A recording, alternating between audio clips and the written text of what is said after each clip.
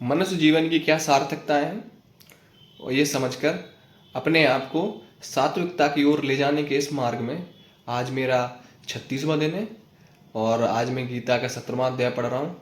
आइए पढ़ते हैं गीता का 17वां अध्याय।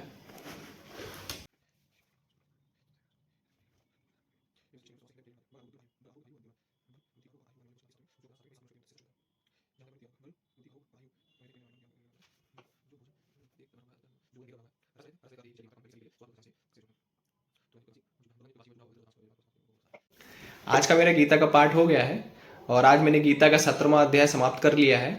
और आज के पाठ में श्री कृष्ण ने भोजन के बारे में बताया है, भोजन कितने प्रकार के होते हैं और हमें किस प्रकार का भोजन करना चाहिए और उस प्रकार के भोजन को ग्रहण करने से हमको क्या लाभ और क्या हानियां होते हैं, इस पर प्रकाश डाला है। सबसे पहला होता है सात्विक भोजन। जो सात्विक प्रवृत्ति के लोग होते हैं उनको जिस प्रकार का भोजन पसंद आता है उसको सात्विक भोजन कहा जाता है।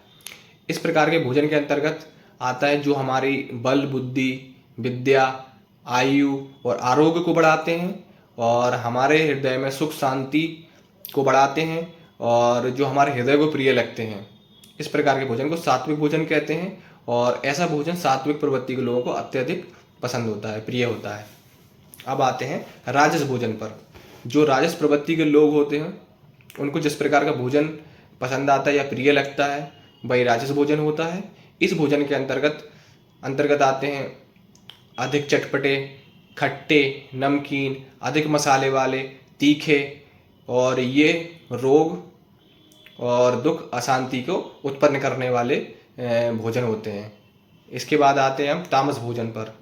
इस प्रकार जो तामस प्रवृत्ति के लोग होते हैं उनको जिस प्रकार का भोजन प्रिय होता है उसको तामसिक भोजन कहते हैं। इस प्रकार के भोजन के अंतर्गत आते हैं ऐसे भोजन जो काफ़ी समय पहले बन गए हों, अधपका हो और अपवित्र हो, जूठा हो, बासी हो, जिससे दुर्गंध आती हो।